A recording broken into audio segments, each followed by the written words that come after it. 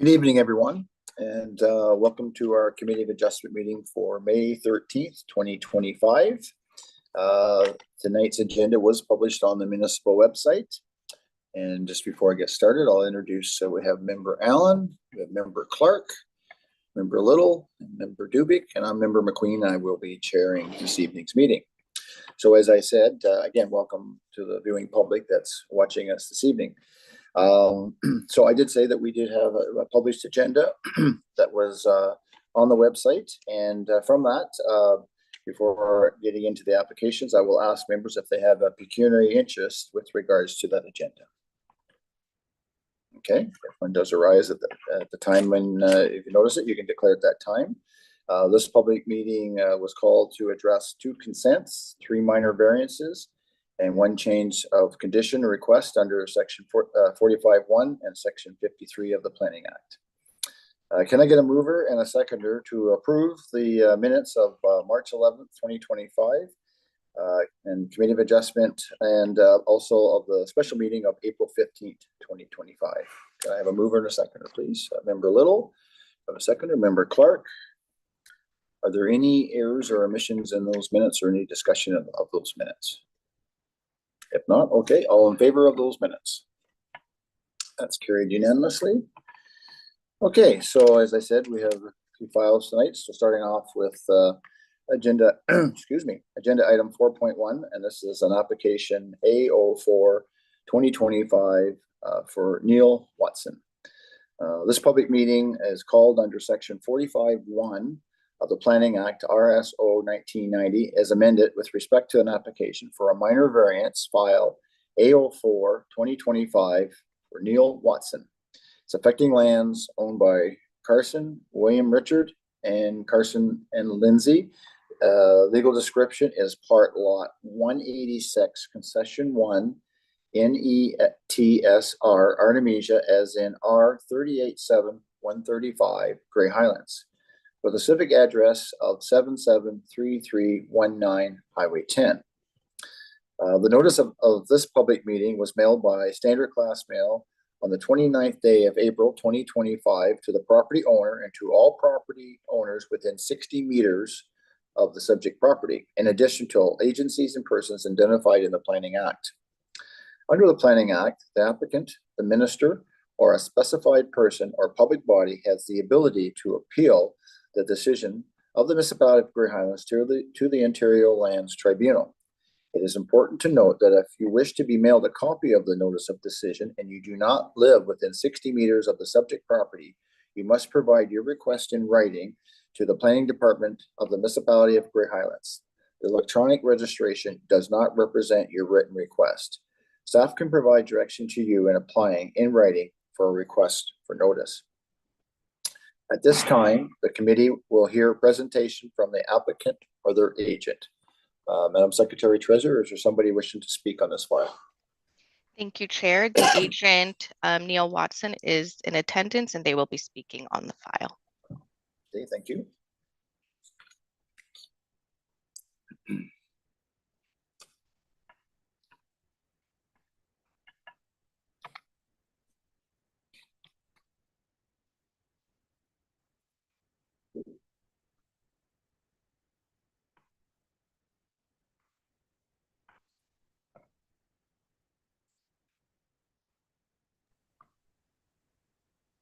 Hi, good evening. Can everybody hear me? Yes, good evening, Mr. Watson. Good evening, Mayor and Chair McQueen, along with committee members. My name is Neil Watson. I'm the agent for Bill and Lindsay Carson. We're proposing to build a detached accessory garage, approximately 231 square meters in size, at their property located at 773319 Highway 10. The proposed location of the garage is to the west and in front of the existing home.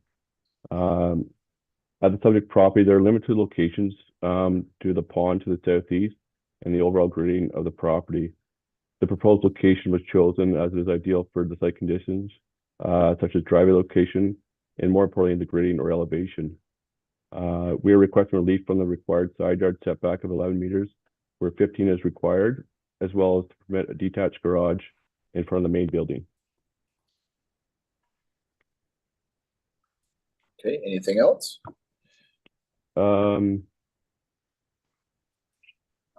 It's okay if you don't have anything else. I'll go Yeah, ahead. that's a snapshot on the proposal, and if there's any questions, we can discuss in more detail. Yeah, okay, I'll just hang on the line there and I'll go to committee members. Sure. Does committee members have any questions at this time? I gotta turn my screen here. Don't see any questions at this time, so just stay on. There may be questions from the public or from committee members a little later in the meeting here. Yep. Okay, thank you. At this time, the municipal planner will advise if any comments received and provide an overview of the recommendations contained in this report. So I have Planner Salami. How are you tonight? Good. Am I saying that right? Yeah. Okay, just want to make sure. Okay.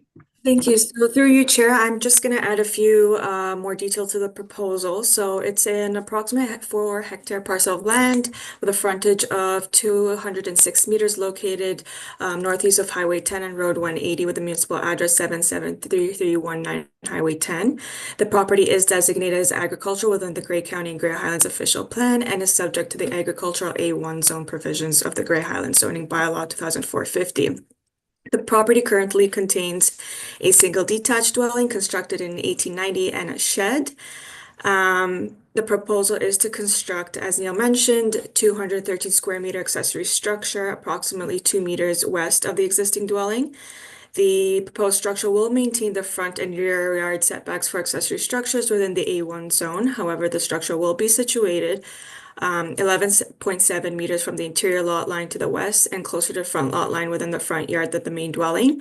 Section 5.6A9 of zoning bylaw 2004-50 states that an accessory structure shall not be built closer to the front lot line than and within the front yard than the main dwelling on the lot, and section 6.1.2F zone provisions require accessory structures to maintain a 15-meter minimum interior yard setback.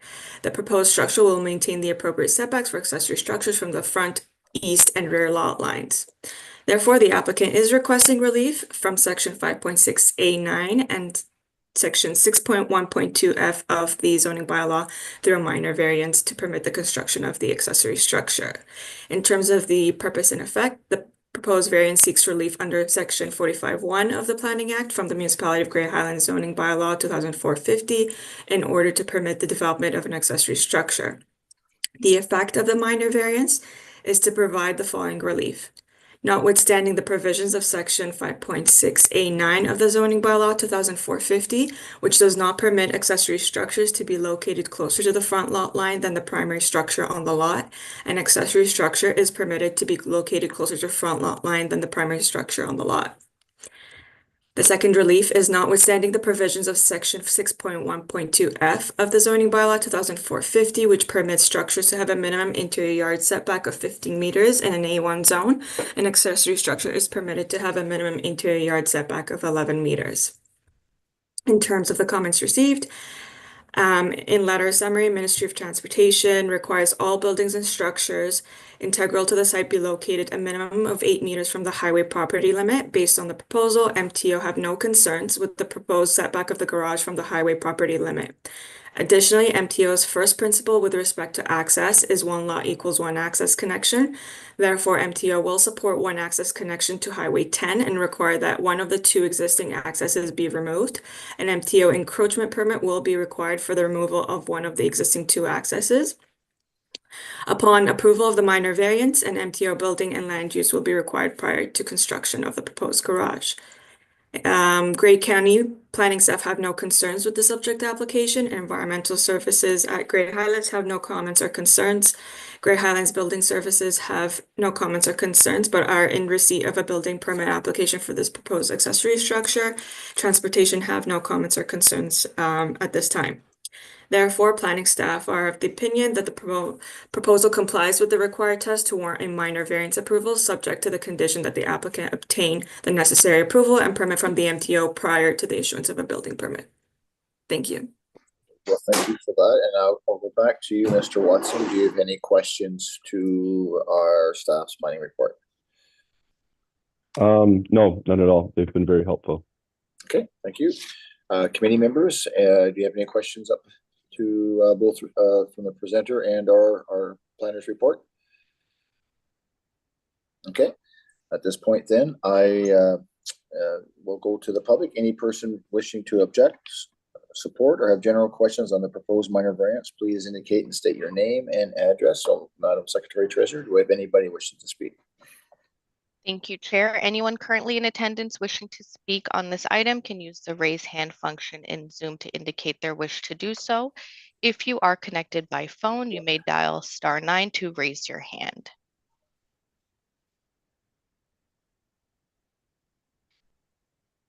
We'll just give it a couple minutes here.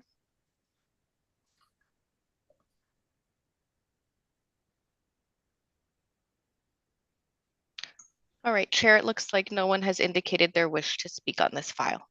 Okay, thank you, Madam Secretary Treasurer. So then going back to committee members, any further comments? Okay, seeing none, this is for a minor variance for relief for the grads that's being applied for. So your position on this application, Member Little?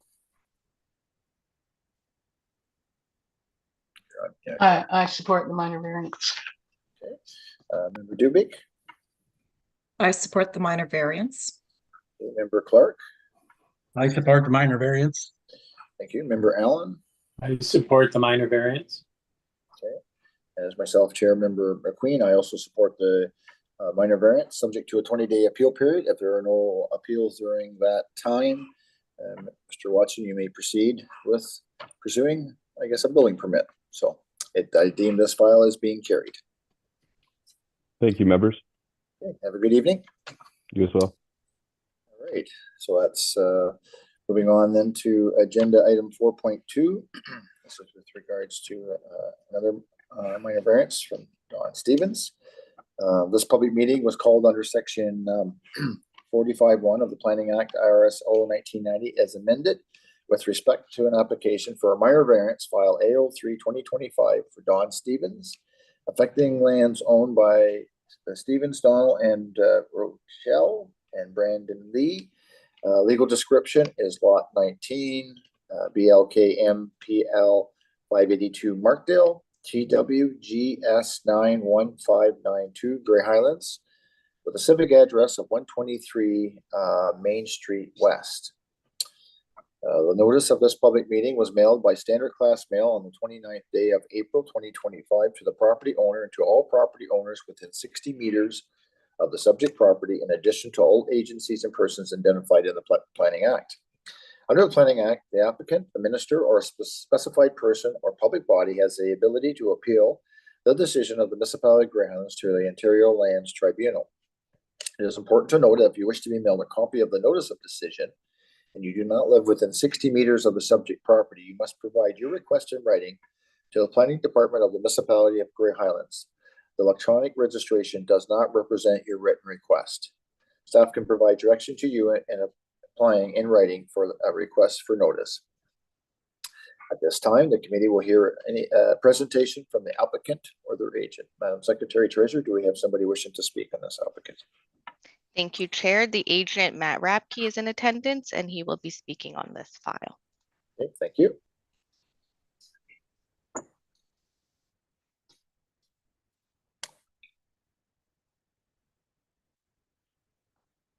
Good evening, Mr. Rapke. Good evening. How are you? Good. So you can speak to this file. All right. So my client Dawn is looking at building a new garage / additional dwelling unit or accessory apartment, however you want to refer to it. It's going to be a detached structure. It's that one that's in the southwest corner of the image there. That's 65.4 square meters. He already has an existing small shed that's about 15 square meters. The plan is to keep that shed there during construction so that he can store his various wares in the shed. And then once the new garage is built, he will demolish it. So the reason for the variance is that new garage exceeds 5% of the area of the lot, which is the limit for accessory structures in the residential zone. It is to be, just calling out my specific number there. So you get to the corner of the map there. The total lot coverage, yes, but that's the current proposed. Yeah, the proposal will be 8.1, and then in the interim period, we need a little bit of extra relief to allow for that shed to stay there. So the variance is asking for 10% maximum lot coverage for accessory structures during that construction period. And then that would be, the whole variance would be conditioned on that smaller existing structure being demolished prior to occupancy of the new garage and accessory dwelling, to make sure that it does get demolished. And then the 8.1% would be for that structure to exist indefinitely, the new structure. There's a couple other funky things with this lot. It's like kind of landlocked. It doesn't have direct frontage on the street. It does have a registered easement over that area that's highlighted in the sketch there. And the way the bylaw reads, it actually does indicate that if you have an easement to a public highway, then it does count as frontage, and that'll constitute the front lot line. But we've included some requests for relief in there that just clarify that, notwithstanding certain sections and minimum frontages, the ADU will be required here. So for the test of the variance, this meets the purpose and intent of the official plan. The official plan explicitly allows for additional dwelling units. The Planning Act even just outright requires them to be permitted, even if they're not permitted by the zoning bylaw. In terms of the lot coverage increase request, the official plan isn't too concerned with the specifics over the size of the ADU. In terms of the zoning bylaw, again, it permits a maximum of 5% lot coverage for accessory structures. This was done a few years ago. The municipality updated its bylaw to just defer to the existing accessory structure provisions for these uses within urban areas, because it was kind of a clean, quick way to get that in place. The bylaw had been out of date, so that got it put in place for simplicity. The problem there is that it does really limit the size of the ADU. So this is a typical 1 chain by 2 chain lot, which there's a ton of those in Markdale from the original layout. And if you were to build in compliance with that requirement, you get less than 500 square feet for an additional dwelling unit, which is quite small. So this is going for 809 square, sorry, this is going for 704 square feet, which is just a bit larger than that. It allows, I think I included the layout of the ADU. It allows for 2 bedrooms to get put. So all of the ADU portion is going to be in the upper portion of this garage. It allows for 2 bedrooms, a modest kitchen, dining, living area, and a bathroom. So in terms of meeting the intent of the zoning bylaw, it's still smaller than the main house. It's still a modest building. There isn't an issue there. Whether it being minor in nature, I provided an analysis of the surrounding neighborhood and existing detached structures. It's fairly aligned with many other detached garages throughout the neighborhood, so it's not out of scale or anything like that. And it's desirable. It's going to clean up Don's lot. It's going to be able to store his stuff inside. It's going to be a nice, clean new building. It does still comply with the maximum height requirement of 7 meters. So, in summary, it meets the 4 tests, and we're requesting that the committee approve this. Thanks. Okay, thank you, Mr. Ruppke. At this point, I'm going to go back to committee members. Do you have any questions to the planner with regards to representing this file, with regards to what he's reported on? Questions, comments? Okay, we'll just you stay right where you are, Mr. Ruppke, and we'll go to the next part, but there may be questions later on in this process of this hearing. Okay, at this time, the municipal planner will advise of any comments received and provide an overview on the recommendations contained in this report. So, Planner Salami. Through your chair, in terms of the purpose and effect, the proposed variance seeks relief under Section 45(1) of the Planning Act from the Municipality of Great Highland zoning bylaw 2004-50 in order to permit the development of a detached garage and dwelling unit. The effect of the minor variance is to provide the following relief, notwithstanding the provisions of section 5.6 of the zoning bylaw 2004-50, which limits the maximum lot coverage of accessory structures to 5%. A detached garage, an additional dwelling unit, is permitted to have a maximum lot coverage of 8.1%. Notwithstanding the provisions of section 5.6 of the zoning bylaw 2004-50, which limits the maximum lot coverage of accessory structures to 5%, the subject property is permitted to have a total accessory structure lot coverage of 10% during the construction of the accessory structure with a maximum time frame of 2 years. Notwithstanding the provisions of section 5.292 subsection 1, which requires a lot to conform to the minimum area and frontage requirements for an accessory apartment to be constructed. An accessory apartment is permitted on the subject property. Lastly, notwithstanding any interpretation of the lot frontage requirements in section 5.2b of the zoning bylaw 2004-50, the subject lands are considered to have a frontage on an approved public street via registered easement GS 91592. With regards to the comments received, Great County Planning have no concerns with the subject application. Environmental Services notes that the water connection for the ADU must be after the existing water meter. Building Services does not have any concerns in regards to the application. They will require a building permit application for a change of use and septic application if this planning application completes with a positive outcome. And lastly, Transportation have no concerns or comments at this time. Therefore, planning staff are of the opinion that the proposal complies with the required test to warrant a minor variance approval, and that the storage shed is removed once the garage and accessory apartment is constructed with a maximum time frame of 2 years. Thank you. Well, thank you for that. Going back to committee members, are there any questions from our planner's report and comments received? Member Allen. Thank you, Chair McQueen. I'm just wondering how we enforce the removal of the shed. I did hear that they wouldn't get occupancy, but we've had a few files over the years where there's been conditions. One was to move a building, another was to remove a driveway, and I don't think either one of them was ever done. So how do we enforce that? And also the maximum time frame of 2 years. Is that 2 years from when this is approved, or is that 2 years from when the apartment is constructed? I would rather have a lot shorter time frame after the garage is constructed. So a couple of questions there.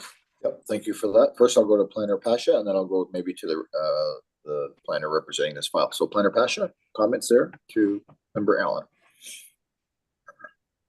Through you, Chair. Usually the enforcement occurs through the conditions that are placed on a variance. So if a variance is conditionally approved, then we would whenever there's a building permit that is in place, the building department will contact the will contact the planning staff, and then we will confirm whether or not the condition has been met by doing an on-site site visit. So in this case, the order of operations will be the building permit will be issued, the construction will be completed, and then once the construction is completed, as stated in the variance, it says the lot coverage is only there up until the point of the completion of the construction. Once final approval is given, then we will let the applicant know that they will need to remove that accessory shed. And essentially that will then be left on the building department to complete the condition. And say the condition isn't completed where the shed hasn't been removed, then bylaw enforcement action would be taken, because the variance is only permitted for that period of time. And after that period of time is done, the variance goes away. Thank you for that, Planner Pasha. I'm going to go back to you, Member Allen, to a follow-up to the response. I guess I don't like that process. Seems like a lot of steps to enforce this. we all know how long bylaw enforcement takes. I don't like this condition. Maybe I can add Not something. not the way it's worded anyways. Maybe I can add something. I know sometimes in the past, if it's with regards to building a new house and removing an old house, sometimes there's a deposit made that then the deposit has to be made. And then once it's removed, the deposit is returned. That's something with a bigger structure. I'm going to go to Planner Repke to see if he is representing this file, if he has anything to add, and I'll come back to you, Member Allen. Planner Repke? Thanks, Mr. Chair. My suggestion when I made the application is that the condition be that occupancy not be granted on the building, because that's a very clean and easy trigger, because he gets his permit to construct, and then he can't get the legal permission to occupy the ADU without that permit until the building is then cleared. So his new building is not going to be very much use to him without that occupancy permit. And it's just like anything else. Like, you do, if someone ignores you, like, you do have to take an enforcement action. It's just like everything, right? Like, ultimately that's the way it goes. But the building permit one is pretty clean, in my opinion, to just withhold occupancy. So do we need that as a condition, so it's right into the decision? If you want that to be the condition, then it would be within the decision. Like, the condition would be that the upon removal, existing 15 square meter shed be removed prior to occupancy of the new garage and additional dwelling unit. or the occupancy permit, or however it Yes. is. Yeah. So I'm going to go back to you, Member Allen. Your thoughts? And if I'm okay with that, but if that's the case, then I think the maximum time frame of 2 years should be removed. So once that building is constructed and he applies for occupancy, then that shed needs to be removed, whether it's in 2 months from now or 6 months or a year and a half from now. But as soon as he asks for occupancy, that shed needs to come down. So Planner Repke? I think the 2 year condition would be it's like a fallback, because theoretically someone could drag out the construction of their building, right? And then you have another means of taking enforcement action if everything becomes a mess and just nothing's done. Becomes 2.5 years, 2.5, 3 years, and that type of thing. Although even with the building permit process, and I don't remember the exact date of expiry, at 2 years would be the upper end. I can't remember if it's 1 year or 2 years before you have to renew them. So it kind of has a built-in check on that time period too. But you could still leave both, right? And then you got the occupancy permit for the clean mechanism, and then you got the 2 year thing if things drag on. Member Allen? Okay, yeah, as long as that occupancy is in there as a condition. And probably if you're doing the investment of building an ADU, you probably want to get it up and rent it out sooner than later as well, right? This is probably that incentive too, right? Okay, so do we want that in a condition then? Member Allen, how do you want to, so I got Planner Salami, do you have a suggestion? Yeah, I just wanted to add with regard to the building permit. So it does say in the Building Code Act, specifically Section 810, it outlines circumstances under which the chief building official may revoke a building permit. And one of those conditions is that if construction has not commenced within 6 months of the permit issuance, or it has been substantially suspended or discontinued for more than 1 year. I think that's if they don't start. I think that's if they don't start.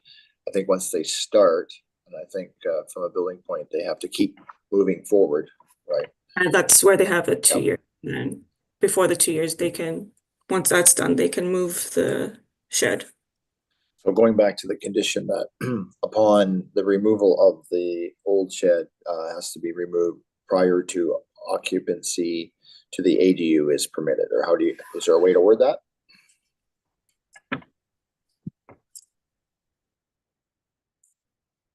or somehow like that. You're okay with that, Mr. Rapke? Somehow it's worded that way?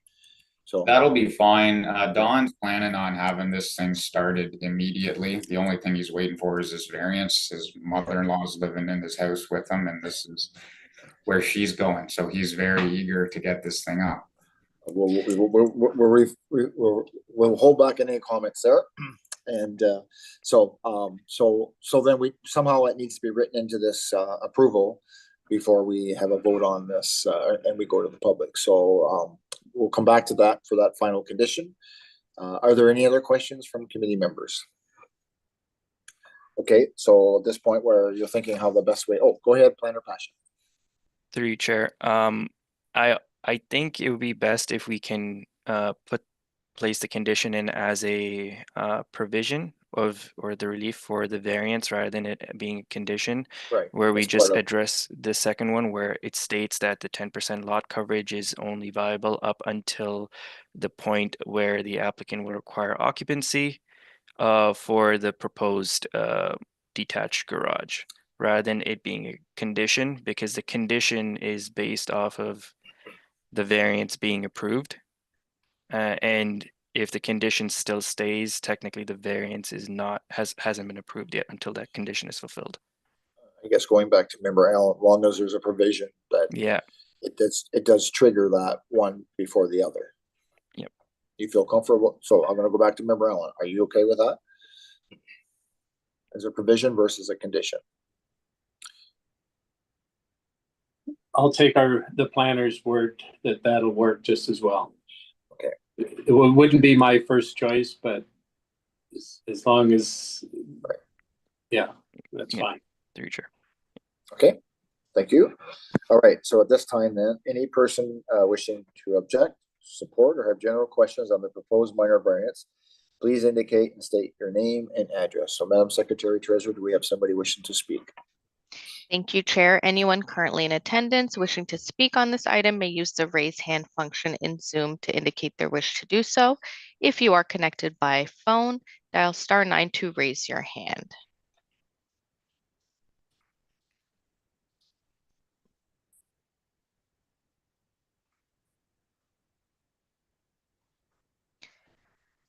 All right, Chair, it looks like no one has indicated their wish to speak on this file at this moment. Okay, thank you, Madam Secretary Treasurer. So any last comments, questions from committee members or staff or Mr. Rapke? Any other comments before we go to the vote? I see none. So this is for a minor variance as pointed out at the very beginning of this public process. So if there's no other comments, your position on this minor variance, Member Dubik. I support the minor variance. Okay, thank you. Member Clark. I support the minor variance. Okay, Member Allen. I support the minor variance. Thank you. Member Little. I support the minor variance. Thank you. And as myself, Member McQueen, I support the minor variance subject to a 20-day appeal period. If there are no appeals during that time, I will then say that you can carry on with the project, and I deem this application is carried. Thank you, Mr. Rapke, for your presentation. I think you're staying on for the next one as well. So I'll move on to agenda item 4.3. It's an application for BO6 2025, BO7 2025, BO8 2025 for Darwin Madill. This is a request for a change of conditions. This public meeting was called under Section 53 of the Planning Act, RSO 1990, as amended, with respect to an application for consent file BO6 2025, BO7 2025, BO8 2025 for Darwin Madill, change of condition request affecting lands owned by 1059486 Ontario Inc., described as being legal description as part lot 10 and 11, concession 9 Euphrasia, part lot 10, concession 10 Euphrasia, as in R340499 Grey Highlands, with a civic address of 135596 9th line. Under the Planning Act, the applicant, the ministry, or a specified person or public body has the ability to appeal the decision of the municipality of Grey Highlands to the Ontario Lands Tribunal. It is important to note that if you wish to be mailed a copy of the notice of decision and you do not live within 60 meters of the subject property, you must provide your request in writing to the planning department of the municipality of Grey Highlands. The electronic registration does not represent your written request. Staff can provide direction to you in applying in writing for the request for notice. At this time, the municipal planner will provide an overview of the change of condition request, advise of any comments received, and provide an overview of the recommendations contained in the report. So I have Planner Pasha, you're going to speak to this change order. That is correct. Through you, Chair. So start off with the proposal. The application is regarding a change of condition request for consent applications B06-2025, B07-2025, and B08-2025 that were conditionally approved on 11th March 2025. The application originally involved severing 3 1-hectare residential parcels, which is the application files that I stated earlier, and a 38-hectare farm parcel, which is B09-2025, from a 166-hectare parcel of land. The Committee of Adjustment conditionally approved the creation of the 3 residential parcels, B06, B07, and B08, and deferred the creation of the farm parcel B09-2025. The applicant has since withdrawn B09-2025, so that it is no longer up for a decision. The change of condition request is a tool available to municipalities under Section 5323 of the Planning Act, which allows approval authority to change the condition of a consent prior to giving a final approval of a consent. The applicant is requesting the following conditions be applied to the existing consents. For B06-2025, that the depth of the subject lot be increased to 205 meters instead of 164.5 meters as originally applied for. For B07-2025, that the depth of the subject lot be increased to 205 meters instead of 164.5 meters as originally applied for. And for B08-2025, that the width of the subject lot be increased 100 meters instead of 70 meters as originally applied for. The proposed change of conditions are being suggested to prevent conflicts with MDS once development of a residential dwelling is proposed within the newly created lots.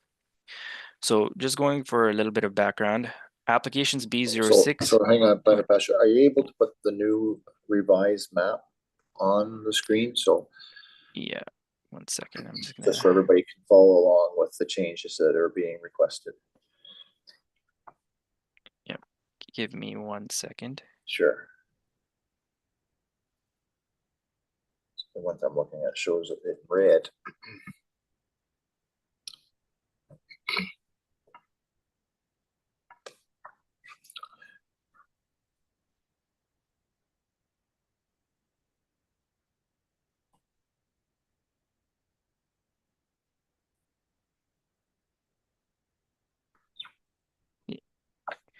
Super. That is the previous one. 1 second.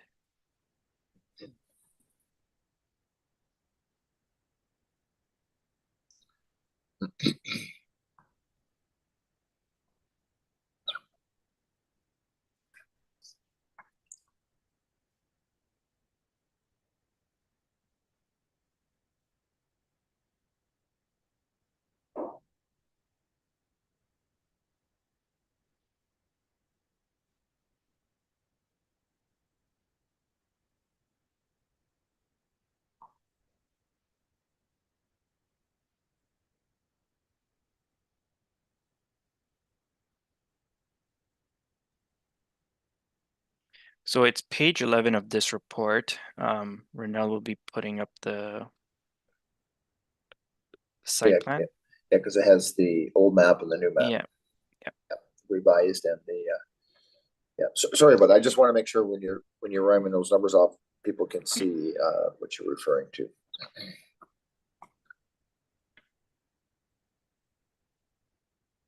We're gonna wait until it's up. There you go. Thank you. So if you see the northern image, that is the new revised lot boundaries, and the southern image shows the current lot boundaries. Proposed. Yeah, sorry. Yeah, the bottom is the current, the top is the proposed. Carry on. Right. So for background,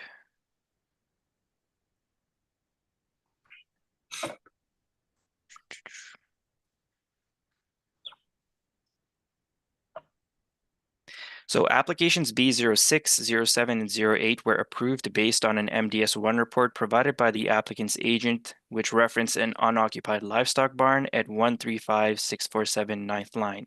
At the time of the application submission and meeting, the livestock barn was unoccupied, and the MDS1 setback calculation indicated that new residential units would need to be situated a minimum of 179 meters from the barn. Since the statutory public meeting where these applications were heard, the property owner at 135647 9th line has begun housing livestock within the existing barn and identified a yard for the operation. A part of the conditions for the consent applications was the completion of a zoning amendment to address deficiencies with lot area and lot frontage requirements. This deficiency occurs due to the lots being severed, having the zoning reflective of a large farm-sized parcel rather than the residential lots. So right now the properties are all zoned rural, and when you create smaller parcels or residential parcels, they would need to be rezoned to rural residential, as the rural zone provisions will no longer be applicable for the smaller lots. So an additional requirement of the ZBA, as discussed during the March 24th public planning hearing meeting, is to implement a provision which states new dwellings on lands identified with an exception number must satisfy MDS1 requirements. This provision would require further future dwellings on the proposed lots to comply with MDS setback requirements in the scenario where the unoccupied livestock barn is reutilized and a livestock operation has restarted. During the March 24th public planning hearing meeting, where the above stated zoning amendment was being discussed, the property owner of 135647 9th line raised concerns regarding the MDS calculations from their barn due to it having resumed livestock operations. During the meeting, it was concluded that the applicant's agent would revise the MDS calculations from that of an unoccupied livestock barn to that of an occupied livestock barn. The applicant's agent conducted a follow-up with the property owner of 135596 9th line and revised the MDS calculations to that of a barn sized at 283 square meters that can house 61 nutrient units of, and the type of livestock is beef, cows, including calves to weaning, all breed, yarn barred. The new MDS1 setback required from the livestock barn would be 211 meters. It's to be noted that the MDS guideline does not require calculations to be applied to future plans of a livestock facility. The original MDS calculation utilized for the March 11th meeting is still appropriate. However, any dwellings constructed on the proposed lots will need to comply with the MDS calculations at that point in time. The owner of the barn has indicated that he has plans to establish a permanent yard to occupy the barn with a cow-calf operation and would like to maximize the maximum possible MDS application to new building envelopes. As the livestock operation within the existing barn grows, there can be potential MDS conflicts that can prevent the proposed lots from developing a dwelling that can meet the MDS requirements. A final approval for the consent applications B06, 07, and 08 have not been granted as of yet. That is granted after all the conditions have been met, and the final approval is granted once municipal planning staff provide the certificate of official. And therefore, since it hasn't been granted, the applicant is proposing to utilize the request for the change of conditions to amend the depth and width of the proposed lots so that an appropriate building envelope can be utilized using the new revised MDS1 setback requirement. And the new lot configurations will be the following. So the northern lot, B06 2025, It'll be a 1.4 hectare residential parcel with a depth of 205 meters and a frontage of 70 meters along 9th line located at the northeastern corner of the subject lands. Then B07, which is lot 2, it'll be a 1.4 hectare residential parcel with a depth of 205 meters and a frontage of 70 meters along 9th line located at the eastern edge of the subject lands directly south of lot 1. And the last one is lot 3, which is a 1.5 hectare residential parcel with a depth of 150 meters and a frontage of 100 meters along 9th line located on the eastern edge of the subject lands along the corners of lot 10 and lot 11 of concession 9. In reviewing the proposed applicate or proposed changes to the lots, there is no significant planning concerns regarding the expansion regarding the change of the lot configuration. The increase in depth for the proposed lots 1 and 2, so B06 and B07, still are in line with the 1:3 ratio as required by both municipal and county official plan policies. Similarly, the expansion of or the extension of the width of B08 is still in line with that 1:3 ratio, and the lots are still within the lot density requirements of the original township lot. Okay, so I will go to our members. If you have questions, comments with regards to the proposed changes to the conditions or of the sizes of the lots that are being created. So do we have any questions from committee members?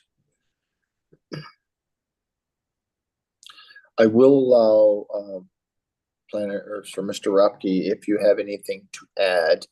It's yourself that's made this request. Planner Pasha has pretty well, I think, addressed your request. Do you have anything to add? Yeah, Abdullah did a great job with the overview of the request. Just for a little extra clarification on what's going on. So an unoccupied barn calculation, when you apply that through the MDS calculator, it does result in a larger setback than every beef cow calculation would for the same size barn for what the MDS calculator calls confined arrangement. So that's where you're only storing cattle in the barn.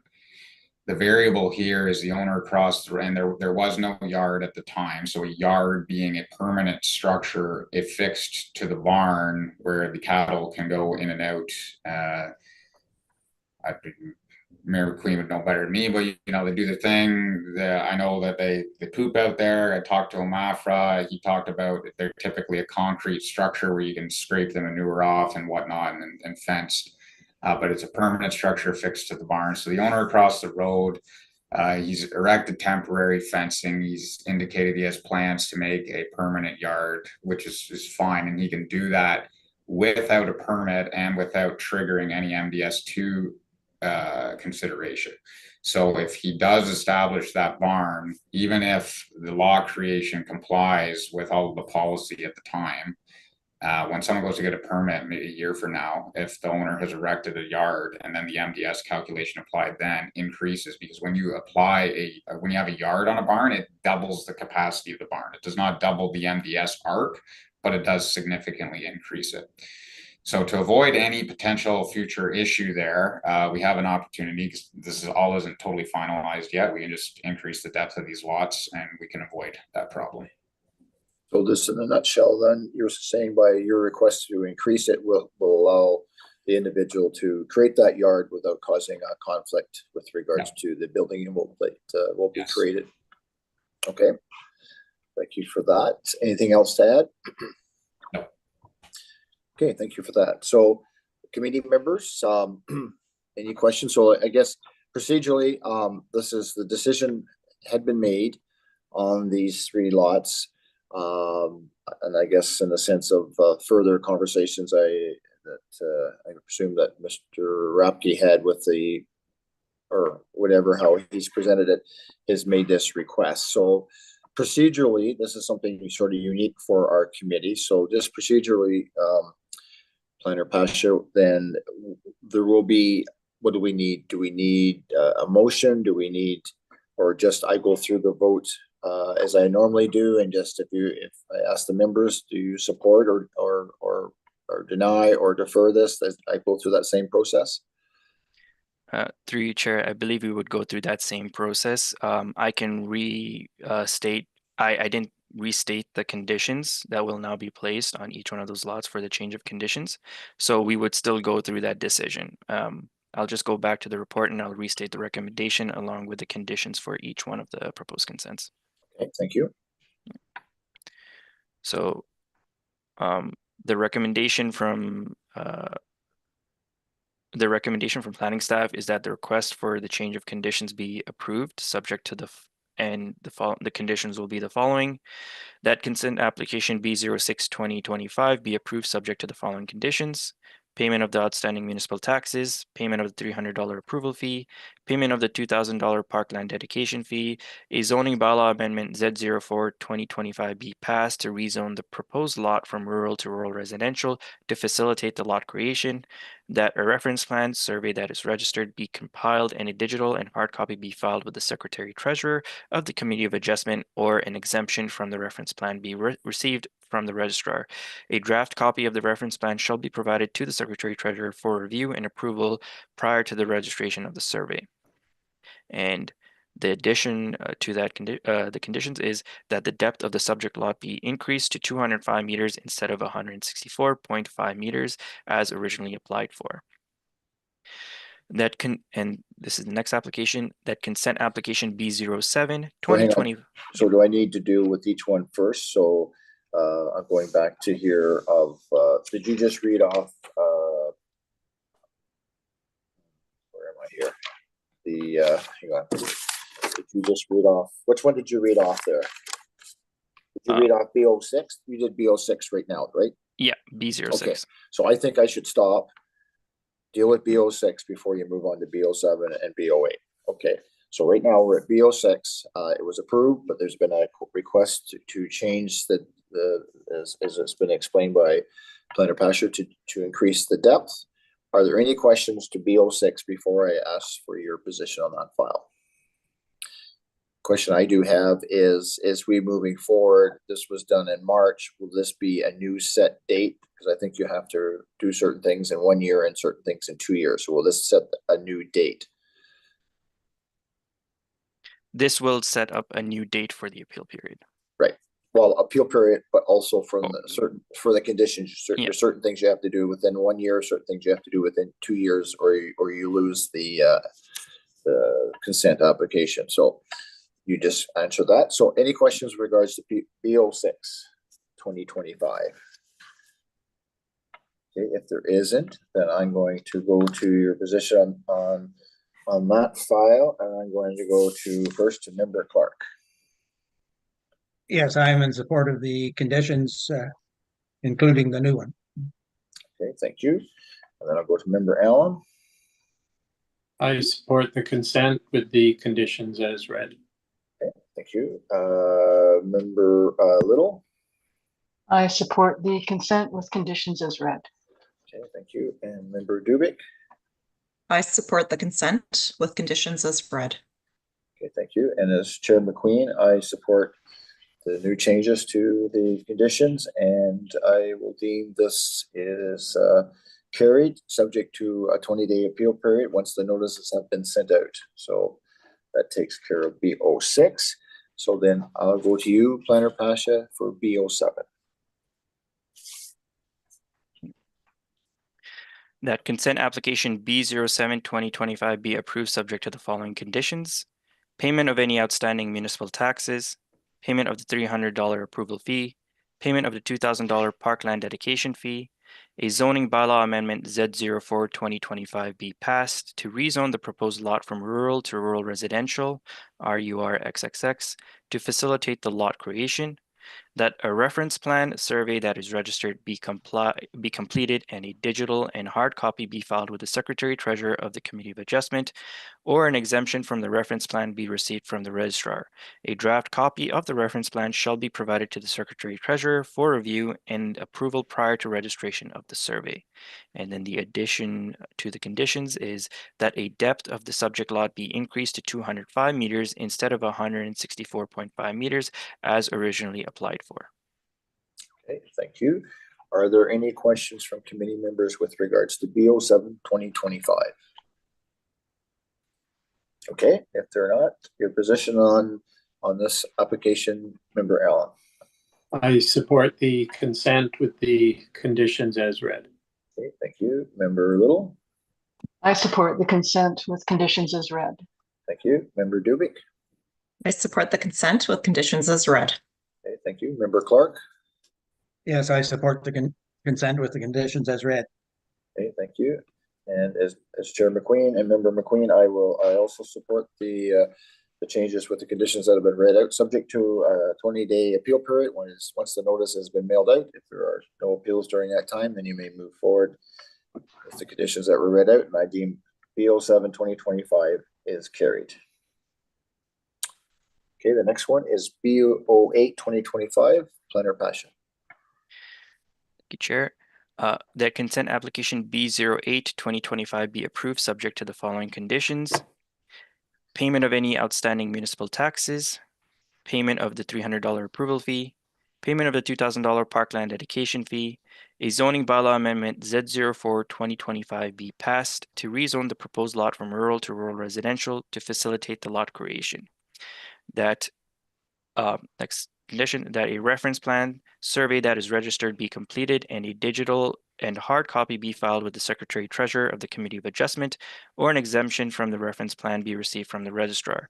A draft copy of the reference plan shall be provided to the Secretary Treasurer for review and approval prior to registration of the survey.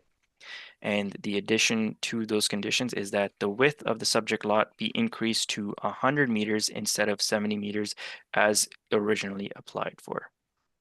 Thank you. To committee members, is there any questions with regards to B08-2025? All right, seeing none, your position on this consent application, Member Little. I support the consent with conditions as read. Thank you. Member Dubik. I support the consent with conditions as read.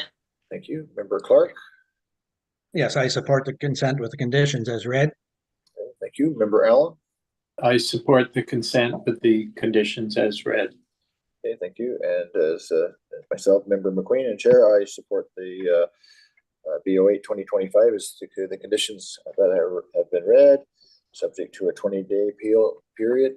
Once the notice has been mailed out, if there are no appeals during that time, you may proceed with the conditions.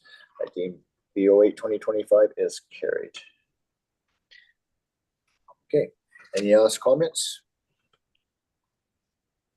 All right, I deem this public portion is, go ahead. There's one other thing that we need to decide on, I think. Yeah, thank you, Member Allen. Go ahead. I missed something. So part of the condition and part of the decision also that the Committee of Adjustment declared that the changes are not minor and requires a recirculation of notice of decision. Okay. So we need to make that decision as well. I believe so, yes. Like basically the committee would make the decision indicating that a notice of decision should go out for the change of conditions for the I assume that would be automatic, but so I'll move that, Chair McQueen. Sure. So moved by Member Allen, second by Member Dubik, as was read out that it will be recirculated of the new conditions. Any discussion on that motion? Seeing none, all in favor?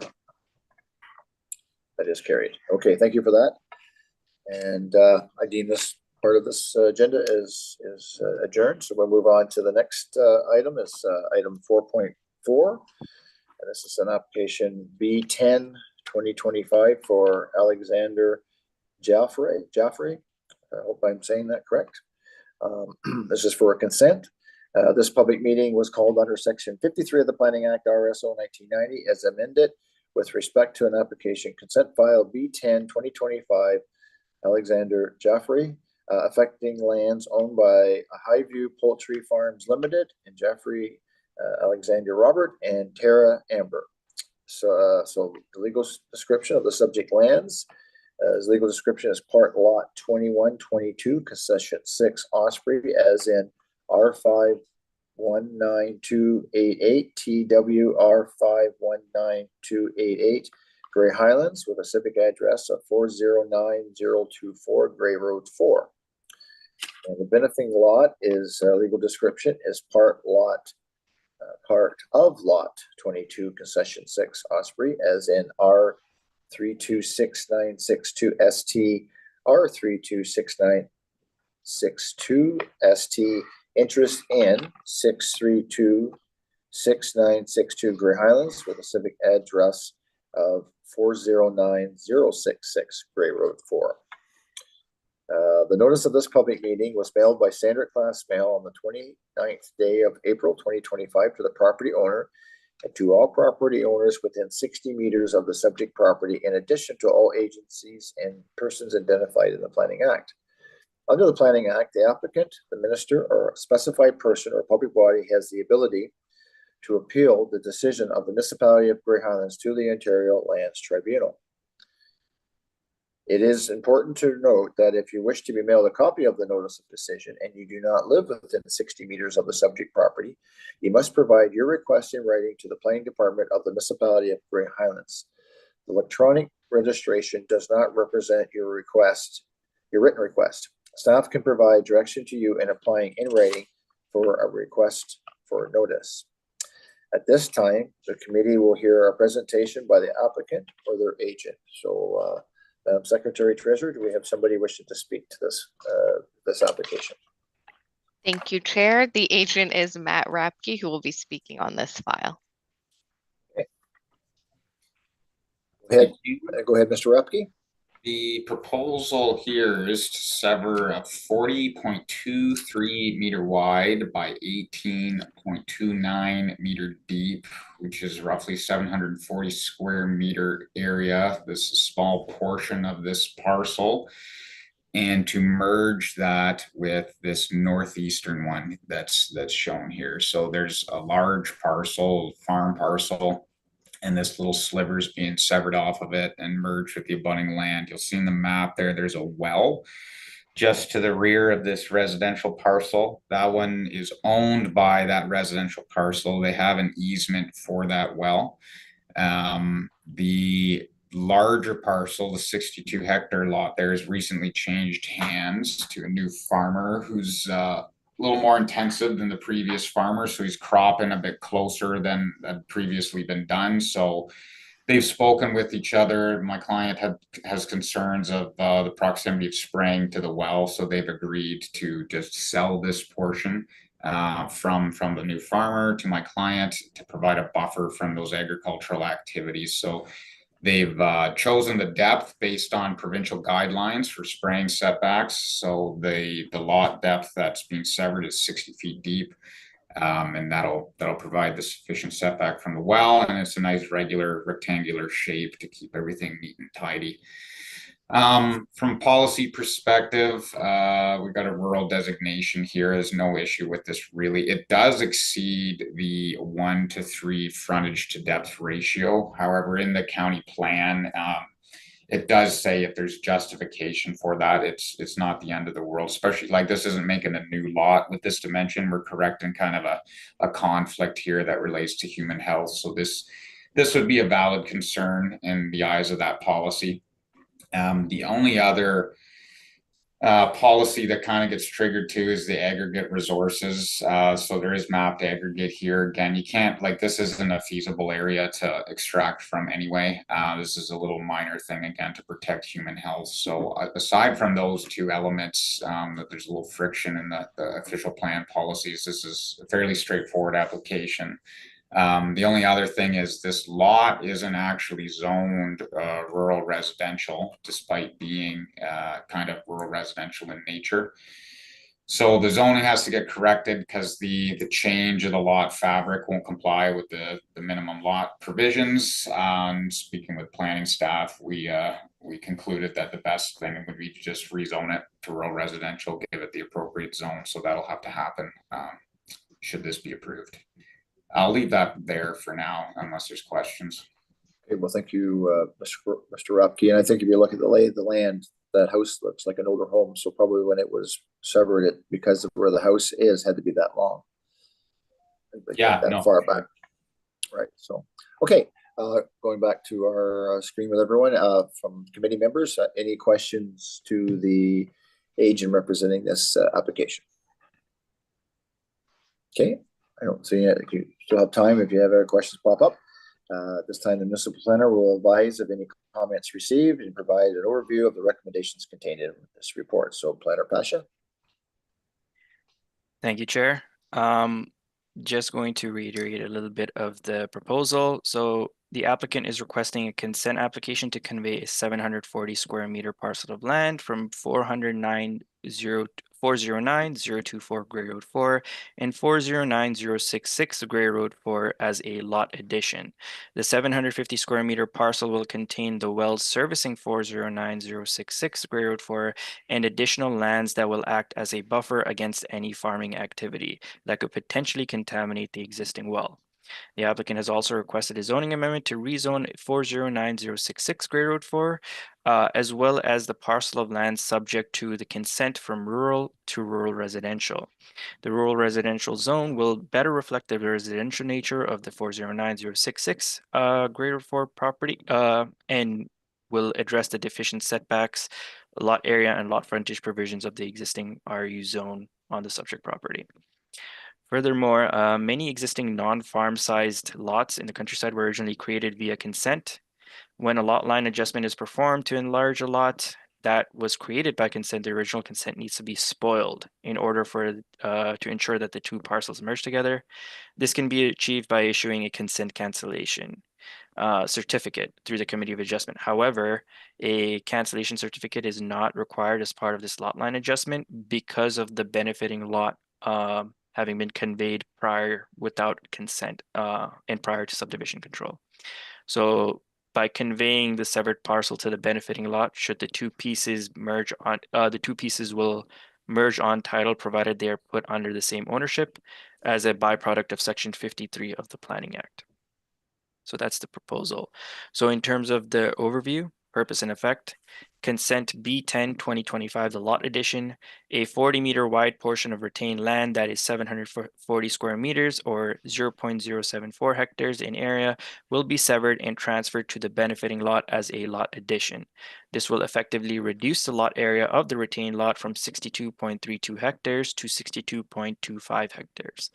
The benefiting lot will increase in area from 0.67 hectares to 0.74 hectares, which equates to about 7,365 square meters.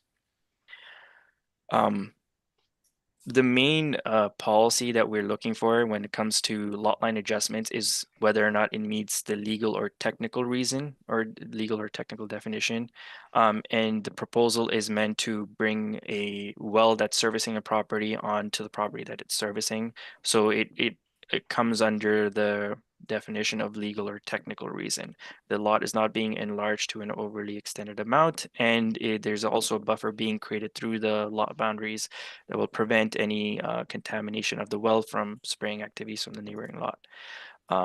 In terms of comments received, Grey County planning staff have stated the following, that Grey County planning and transportation staff have no concerns with the subject application, provided that Grey Highland staff are satisfied with the justification provided. Grey Sawmill Conservation Authority have stated that they have no concerns with the subject application. Grey Highlands Building Services is same, stated that they have no concerns at this time, as it is a lot addition to an existing developed parcel. Grey Highlands Environmental Services and Grey Highlands Transportation Services have stated that they have no comments or concerns. In conclusion, the proposed lot addition complies with provincial policies and official plan policies. The proposal represents good planning and has regards for the matters that are specified in Section 5124 of the Planning Act. Planning staff recommend that the application B10-2025 be approved subject to the specified conditions. And the conditions are as follows. payment of any outstanding municipal taxes, payment of the $300 approval fee, that the property to be severed be conveyed as a lot addition to part of Lot 22 Concession 6 Osprey as in R326962, subject to R326962, and subject to interest in R326962, Grey Highlands, and that the applicant's solicitor provide an undertaking in writing that this condition will be fulfilled. Section 53 and 55 of the Planning Act applies to any subsequent conveyance of or transaction involving the parcel of land that is subject to this consent. A zoning bylaw amendment be approved to facilitate the proposed consent to address the deficient lot area and lot frontage for the subject lands. And lastly, that a reference plan survey that is registered be completed and a digital and hard copy be filed with the Secretary Treasurer of the Committee of Adjustment, or an exemption from the reference plan be received from the registrar. A draft copy of the reference plan shall be provided to the Secretary Treasurer for review and approval prior to registration of the survey. And that is all for the conditions. Okay, well, thank you for that, Planner Pasha. And I'm going to go back to Mr. Rapke, who is the agent representing this file. Do you agree to those conditions? Yeah, those conditions are fine. Okay, thank you. Comments, questions from committee members? Okay, if not, I still have time. I'll go to the public. Any person present wishing to object, support, or have general questions on the proposed consent, please indicate and state your name and address. So, Madam Secretary Treasurer, do we have somebody wishing to speak? Thank you, Chair. Anyone currently in attendance wishing to speak on this item can use the raise hand function in Zoom to indicate their wish to do so. If you are connected by phone, please dial *9 to raise hand. And we do have one member of the public, Dan Pukta, who has indicated their wish to speak. Okay, thank you. So okay, good evening. Hi, good evening, everyone. How are you? Good, good. The floor is yours. That's good. Oh, can't complain, I guess. I had my hand up during the severance of the Madill lots. Is it possible to revisit that? I had a couple of questions regarding that. My hand was up the whole time. So I'll go back to Planner Pasha on that process. Planner Pasha, can you explain that process? So the change of condition application doesn't require public comment, and it's not exactly an application that is reviewing a new decision. It is revisiting an old decision and revisiting the change of conditions for that old decision. So we don't really necessarily take public comments, although public comments can be received through an email or a letter. I'm making an exception here because this is a different Are you file. saying you won't? Yeah. So go ahead. Are you saying you won't receive comments or no? I think he said he will. I had a couple of questions. So that file has been dealt with. There is it will be circulation, and there is opportunities to make that comments. Do you want to clarify that any further, Planner Pasha? Because we're into a different file here. Yeah, I don't believe there's anything further left to clarify. Okay. So do you have any questions to this application or file that we're dealing with right now? No, it's regarding the Madill severance. Right. So the decision was made, and then there was a request to change the conditions on that file, and that has been dealt with in a sense of through that this committee's process. There will be recirculation on that, so there will be an opportunity to follow up with comments to that or through that process. Okay. That decision has been made. Okay, fair enough. Will I be receiving any kind of notification as to how to contact or give feedback? Pasha, do you wish to How does follow up? one go about receiving the information? So the notice of decision will be recirculated to everyone within 60 meters of the subject lands that are being severed. So because the decision was previously made and now we're changing the conditions are going to be recirculated through a notice of decision. As it stands right now, do you have my correct mailing address? That will be checked and circulated. I'm Can you verify that maybe tomorrow? Planner Pasha? Yeah, I would say follow up with, you guys Yeah. connect tomorrow and make sure you have the right address. Yes, we will we will double check before sending it out. Okay. Okay. Greatly appreciate it. I will do that. Thank you. Okay, thank you. So going back to this particular file on hand, Madam Secretary Treasurer, do we have anybody else wishing to speak to this file? Thank you, Chair. Again, I want to remind anyone who is currently in attendance wishing to speak on this item, they can use the raise hand function in Zoom to indicate their wish to do so. If you are connected by phone, you may dial *9 to raise your hand.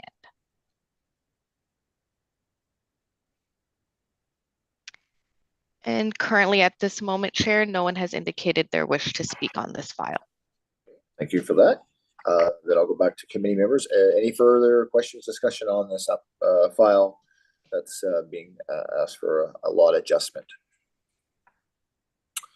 If not, the conditions have been read out, they've been accepted. So your position on this severance, Member Dubik. I support the consent application with conditions as read. Thank you. Member Clark. Yes, I support the consent with the conditions as read. Okay. Member Allen. I support the consent with the conditions as read. Member Little. I support the consent with conditions as read. Thank you. And I also support the severance with regards to the conditions that have been read, subject to a 20-day appeal period once the notice has been mailed out. If there are no appeals, you may proceed with the conditions that were read out, and I deem this application is carried. Okay, so moving on. Everybody okay so far? We got one more file to do. It's a little after 6, but I think we can push on. So item 4.5 is an application BO5 2025, AO1 2025, Highland Industries Inc. This public meeting was called under section 53 and 45(1) of the Planning Act, RSO 1990, as amended with respect to an application for a consent file and a minor variance file, as I read, BO5 2025 and AO1 2025, affecting lands owned by Highlands Industries Inc. Legal description is part lot 2829 concession 7 Osprey, as in R362256 STGS7 2930 Grey Highlands. Civic address is 409313 Grey Highlands, Grey Road 4, and the benefiting lot has been mentioned here. I don't know why that's in there. Anyway, the notice of this public meeting was mailed by standard class mail on the 29th day of April 2025 to the property owner and to all property owners within 60 meters of the subject property, in addition to all agencies and persons identified in the Planning Act. Under the Planning Act, the applicant, the ministry, or specified person or public body has the ability to appeal the decision of the municipality of Grey Highlands to the Ontario Lands Tribunal. It is important to note that if you wish to be mailed a copy of the notice of decision and you do not live within 60 meters of the subject property, you must provide your request in writing to the planning department of the municipality of Grey Highlands. The electronic registration does not represent your request. Staff can provide direction to you in applying in writing for a request of notice.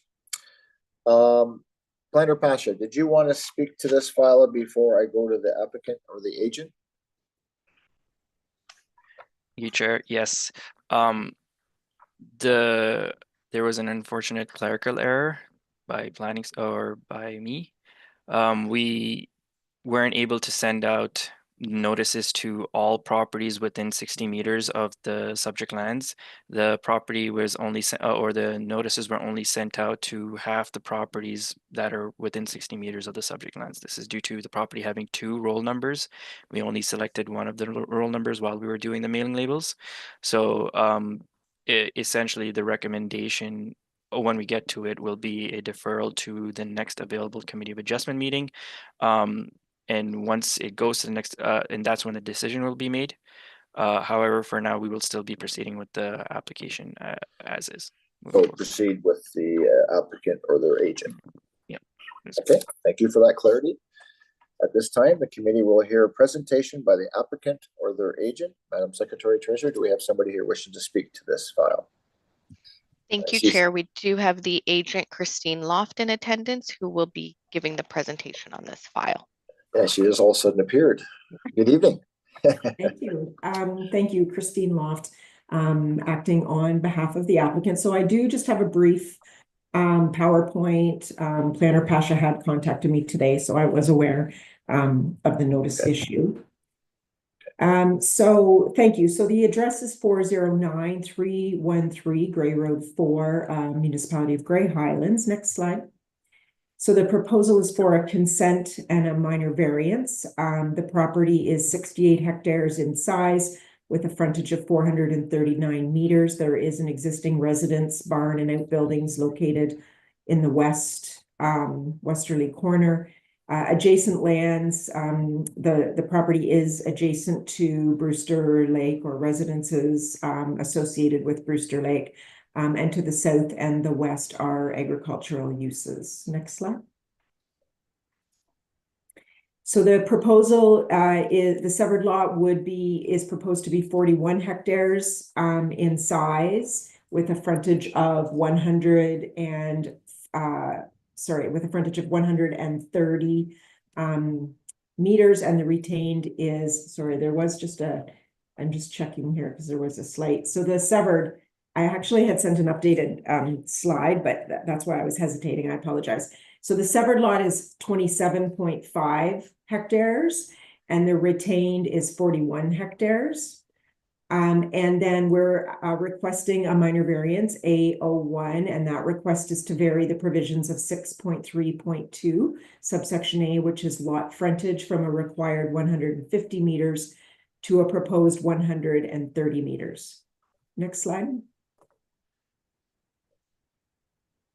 And this is the consent sketch submitted. So the severed is smaller than the retained at 27.5, and then the retained at 41 hectares. The existing dwelling is on the retained, and then I have provided, and this was at the request of the county, but provided a proposed building area on the severed lot where we would anticipate a dwelling, a barn, and a proposed shop. So there is no proposed shop at this time, but the county in discussions had requested some MDS calculations, which I'll talk about in a moment. And so I did need to provide an area on the severed lot that would permit these types of structures and use that would meet MDS. And you can see the 130 meters of frontage on the severed lot, and the reason for that variance request from the 150, because there are existing residences or rural residential lots that have been already severed from the subject lands. So just before you go on, Christine, I Yes. I'm just going to interject. So it looks like that little strip in the middle, it looks like a laneway. So would it not count more than 130? Is that not like another 5-6 meters or something? It is another few meters, yes. Yeah, so I would think probably you would want to include that as your frontage, would you not? I may have on the calculation, and okay. it's not showing, but I think it's yeah, I can double check that, but I mean, I don't, because we don't have a survey, I hate to go too specific when I'm only doing it from the GIS. Just to clarify that, that's all. Yes, thank you. Next slide. And so I did provide a planning report, and I actually provided an addendum letter as well, as the county had initial comments. So the lands are a split designation between agriculture and rural. There are specific split policy or split designation policies within the county plan. So I'm not going to go through them. I have supplied both the planning report and the addendum.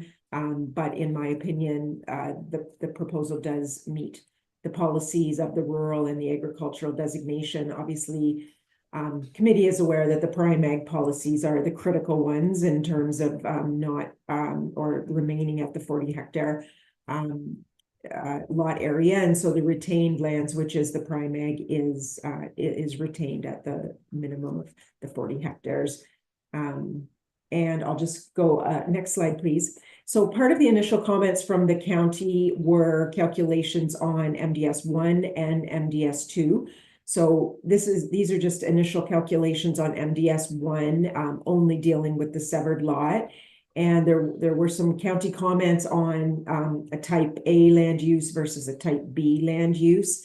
And so in my opinion, and I believe that municipal staff and the county staff have agreed with me, but that the MDS 1 should be referred to as a type A land use. And so these ARCs represent MDS 1 utilizing a type A land use. And the next slide.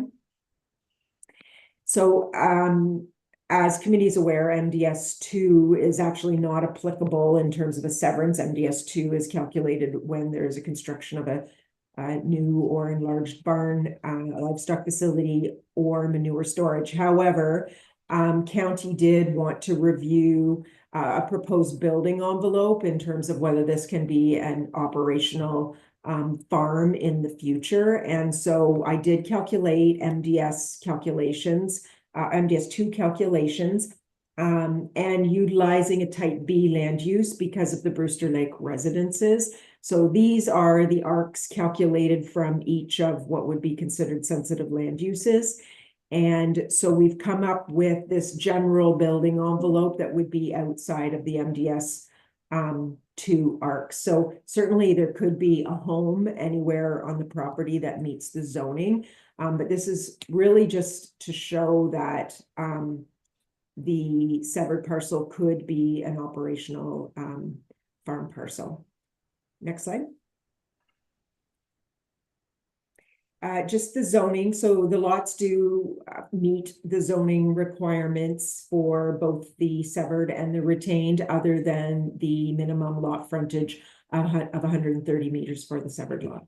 And the last slide, I believe, is just a conclusion slide. So in my opinion, the proposal does conform to the county plan as well as the local official plan, and does generally meet the zoning bylaws, save and except our request for the reduction in the lot area. And in my opinion, the variance does meet the 4 tests of the Planning Act. And those are my comments. Thank you. Okay, thank you for that, Ms. Block. I'll go back to committee members. Committee members, do you have any questions at this time? Okay, so procedurally, how far are we going on this application if we're going to recirculate Planner Pasha? Do I go to you're going to report next? Do you want to speak to that? Through you, Chair. Yeah, I'll speak to it next, and then I'll provide my recommendation. Okay. So in terms of the purpose and effect, the consent B05-2025, a 27-hectare parcel of land with the frontage onto Grey Road 4 will be severed from the eastern side of the subject property. This will effectively reduce the lot area of the retained lot from 68 hectares to 41 hectares, and the frontage that will be on the property is 130 meters. The frontage from the tiny I would say the nub or that laneway area is about 10 to 12 meters, but that hasn't been included as part of that. So it'll be approximately 140 meters. The variance A01-2025, the proposed variance seeks relief under section 45(1) of the Planning Act from the Municipality of Grey Highland Zoning Bylaw 2004-50 in order to facilitate a proposed consent. The relief being requested is as follows. Notwithstanding section 6.2.1 of the Grey Highland Zoning Bylaw 2004-50, which refers to the provisions of section 6.1.2a of the Zoning Bylaw 2004-50, which states that the minimum lot frontage of an agriculture A1, A2 zone property is to be 200 meters. A minimum lot frontage of 130 meters is permitted. Last and secondly, notwithstanding section 6.3.2a of the zoning bylaw 2004-50, which states that the minimum lot frontage of the rural zone property to be 150 meters and minimum lot frontage of 130 meters is permitted. Now, in terms of comments received,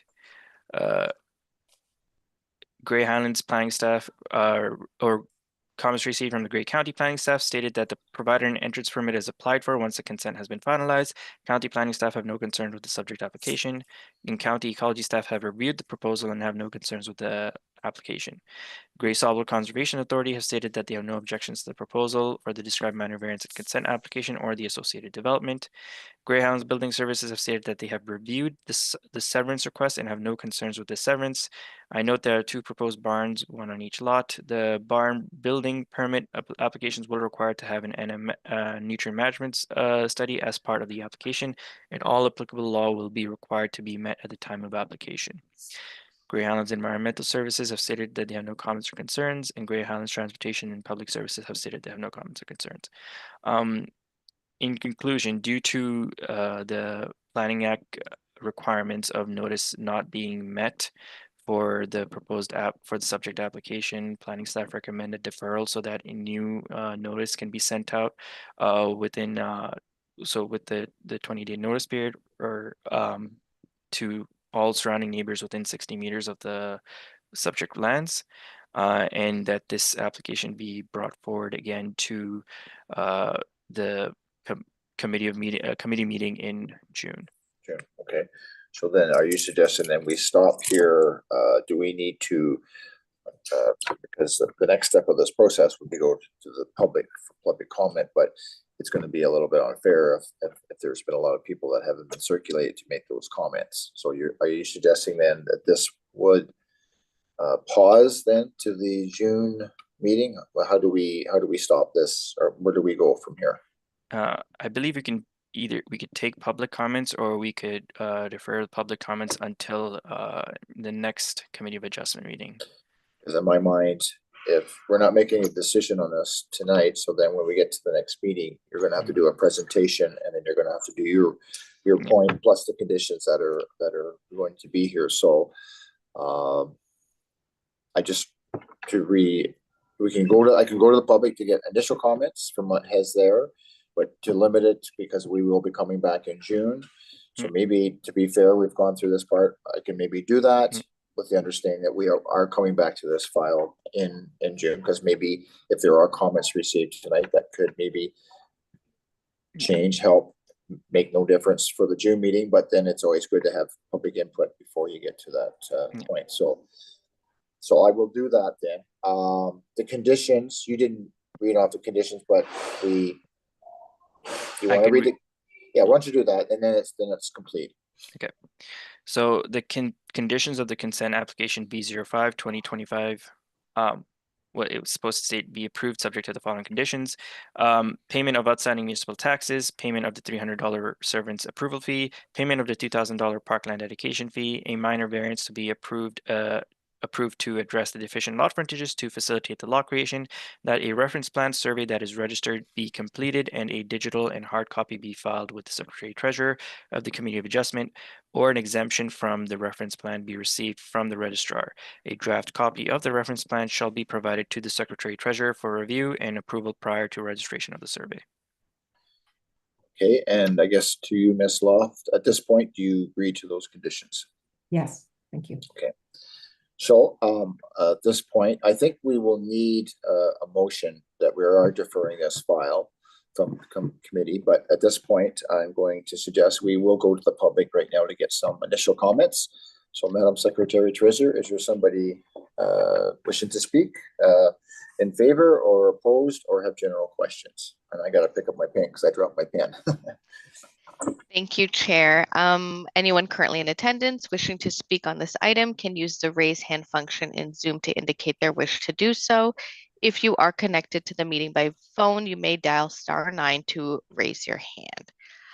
So we do have a few members of the public who have indicated their wish to speak on this file. So first we have Ashley McGregor. Okay. Once you come off mute, I can recognize you.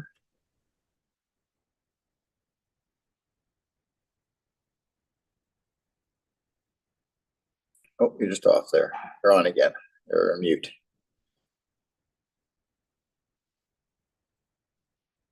One more click there, Ashley.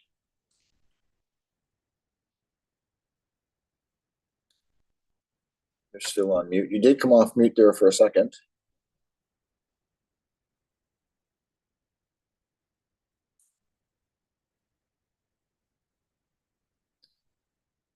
So maybe I'll come back to you, Ashley. I'll have a secretary treasurer move on to the next person and I'll come back to you. So maybe we can figure out why it's not coming off mute. Okay, so Madam Secretary Treasurer, we'll go to somebody else and we'll come back. Thank you, Chair. The next person is Richard Bino. Okay. Hello. Good evening. Yep, I can hear you. Good evening. Oh, good. Richard Bino, and my wife and I are here in attendance at your meeting, so thanks for having us. So just before you go on, you realize that we are deferring this because of circulation. There's some miss in circulation, so I just want to make sure you're aware of that.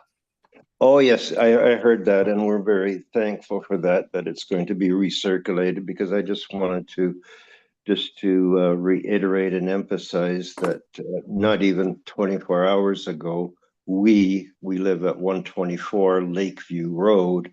We were just apprised of this application totally by accident, and we haven't even read and absorbed everything yet. So we're very glad that it's being deferred, but we have lots of questions and we look forward to participating in your June meeting.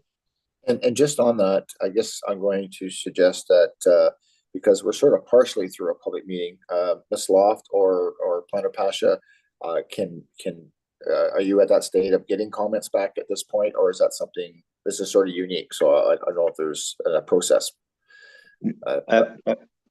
If I may, right now I have a number of comments, and it's just been flooded with them in my mind and with my wife also. However, we spoke to a few of the neighbors very quickly last night, so we are compiling a more comprehensive list and more specific questions, but we do have a number that we would like to pose before community at the right time. Okay, so once you can forward that off, like, because you will be getting circulated, there will be the municipality just to forward that to. Yeah, there's about six properties that are not aware of this application at all. Okay. Anything else? Anything else? No. Good. Okay, good. Thank you. Okay, thank you. Okay, Madam Secretary Treasurer, I see Ashley is back on the screen. Yes, thank you, Chair. Ashley, are you able to unmute yourself now? Did it work? Yeah. There we go. Oh, I had to change my settings in my privacy. I'm so sorry about that. Oh, no problem. Hi, yes, I'm Ashley McGregor. I am neighbors to Rick and Marion that you were just speaking with. I'm at 110 Lakeview Road, which is the property due north of this subjected severance. I have no issues with the severance. I would like a lot survey done. Apparently, when we bought our lot, the farmland that was previously there was encroaching on our land and using it for farmland. So I feel that my lot, as well as my in-laws who are at 100 Lakeview Road, and my neighbors, the farmland is actually encroaching on our property. And the only other issue I had, and yes, my mother-in-law and father-in-law who are at 100 are the ones who received the notice in the mail, and they live in Collingwood, and they are the ones who shared it with me and with our neighbors. So I appreciate that you are going to delay this so that everybody can have an input, but hopefully we'll be able to have the land survey brought to our attention so that we can go over where the actual lot lines are, as well as the actual proposal of what the future use of the building would be. That is a big issue for us. So, okay, just before you go, I see the planner representing the file is put.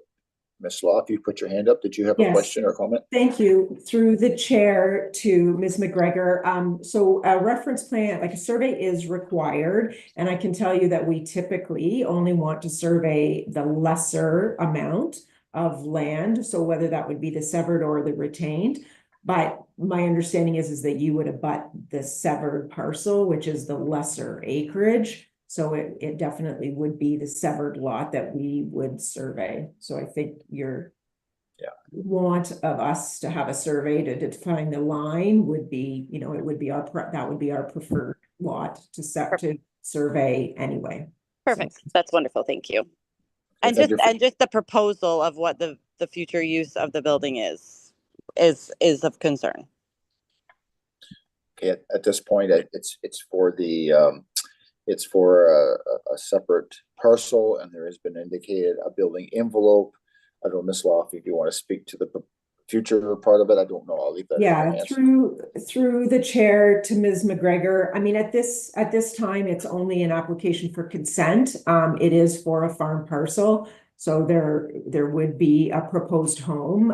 We have provided a building envelope that meets the MDS ARCs, but it's really just, at this time, I'm not aware, the client has not indicated to me specifically what's going to be built, but there's certainly any structures that are permitted within the rural designation, including a home or a barn.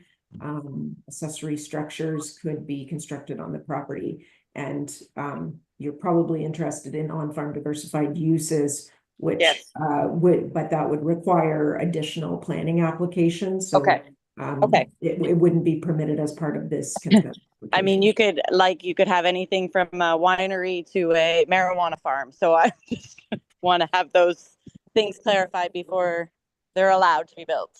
And that's not in this application is what that could be. This is more for the agricultural part. Planner Pasha, you have something to add? Yeah, through you, Chair, I'd just like to talk about what can potentially be built on the properties as of right within the rural zone and as well as the A2 zone. The zones permit the following non-intensive agriculture uses. When it says references non-intensive, it means either cash cropping or it means livestock facilities. A single detached dwelling, forestry uses, market gardening, home occupation. Home occupation would be like an in-home business of some sort, like a barber shop or just massage therapy. One home industry, which is limited to a 60 square meter accessory structure where someone could do manufacturing, fabricating. So 60 square meters would equate to about, I can't do the calculations right now, but it's a fairly small structure. And they would only be able to do small scale manufacturing, like trinkets of some sort. And any uses connected to the conservation of water, soil, wildlife, or natural resources, wayside pit or quarries and again, that there's additional requirements for that one, where they need to get licenses from the county. So it's not something that it's easily done, and they would need to do additional studies like noise study and disturbance studies regarding extraction uses and power generation facilities. So this would be like your normal power generation for a farm building and uses in structures accessory to that. So anything additional will require additional planning approvals and an additional planning meeting, which everyone will. And I presume because the separate portion is rural zone, where the retained portion is ag lands, rural lands are less intensive farming too, right? That is correct. Which is beside this, and that's maybe why it was zoned that way originally. Beside that, yeah. Anything else, Ashley? Is it possible to just? I work shift work, so I am on shift right now, but happen to not be on a call right now. But I just wondered if you could just keep what I've just said, just in case I'm not able to make the next meeting. Okay, and maybe even put it in writing if you're able to before the next meeting would probably be good as well. Absolutely. This is a recorded meeting as well. Okay, great. Okay. Yes. Okay, thank you. Okay, Madam Secretary Treasurer, do we have anybody else wishing to speak? Thank you, Chair. Again, anyone currently in attendance wishing to speak on this item can use the raise hand function in Zoom to indicate their wish to do so. If you are connected by phone, dial *9. And Richard Bino has indicated their wish to speak again on this file. If the committee approves, we can give him permission to speak again. I will allow him to speak, providing it's with regards to this file and general nature, because we are going to defer this to another meeting because of circulation. So I will allow it, but I will keep it zeroed in to this application. Okay, so I will allow Richard Bino to speak again. Okay, Richard. Yes, hi there. Actually, it's Marion Bartlett, Richard's wife. Okay. And again, I was one of the people who received this information kind of last minute. So our concerns here, because we are in a community, the community has, families and so forth. And the last thing that we need is more truck traffic that leads back and forth to manufacturing, which has proliferated throughout our communities here. So big trucks are traveling on side roads, most of them here, and it is impacting the roads. It's impacting traffic, et cetera.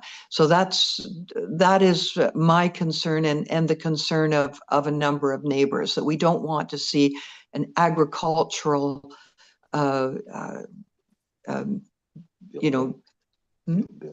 buildings and so forth transition to large manufacturing so-called barns.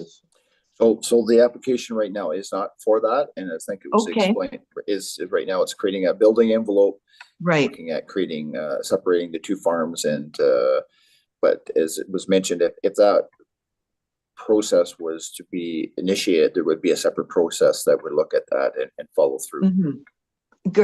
Thank you very much. That's we just want to underscore that, but thank you.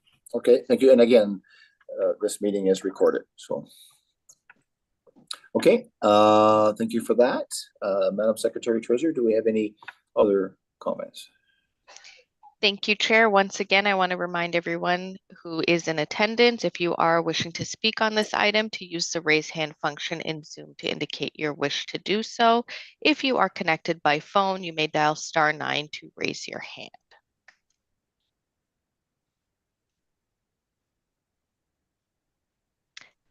And of the other members of the public who are in attendance, no one else has indicated their wish to speak on this item. Okay, thank you for that, Madam Secretary Treasurer. So I think a motion is probably warranted here that this file will be deferred to the next upcoming Committee of Adjustment meeting for further circulation. Would somebody care to move that? Moved by Member Dubik, second by Member Clark. Any discussion on that? Seeing none, all in favor? That's carried unanimously. Thank you. And so then we're moving on then. There's no other files. Thank you, Ms. Loft, and we'll see you next month. Okay. Seeing there's no other business, is there any other business before we move on? Just as info, I've been attending the 2-day, I guess it's a little over 2 days, Committee of Adjustment conference here at the town of Blue Mountains, at the Blue Mountain Resort. I am actually in the resort. I'm just going to go down for dinner. So fortunately, they have a happy hour, which is preferring dinner till 7 o'clock. So it's ironic. I was talking today. Was it yesterday? They were talking about MDS and the issues around that. Like I say, these conference with regards to the Committee of Adjustment are very good. A lot of learning, a lot of sharing of after the end of the presentation, a lot of questions shared, so you can relate to a lot of items. So anyway, it's there will be another one coming up. I'm not sure whereabouts it's located at the top of my mind, but there will be a 1-day session probably somewhere in September, which is not quite as long as sense of attending. But next year it is in Ottawa. Just put in your mind. Okay, seeing there's no other business, as it mentioned, our next meeting will be in June, and we know there will be one file anyway. So if there's no other business, can I have a mover and a seconder to adjourn tonight's Committee of Adjustment meeting? Moved by Member Dubik, second by Member Little. Any discussion? All in favor? That's carried unanimous. Thanks everyone. Thanks staff. Thanks for the viewing public. I'm going to say it's adjourned at 6:48. Have a good evening, everyone. Yeah, good night.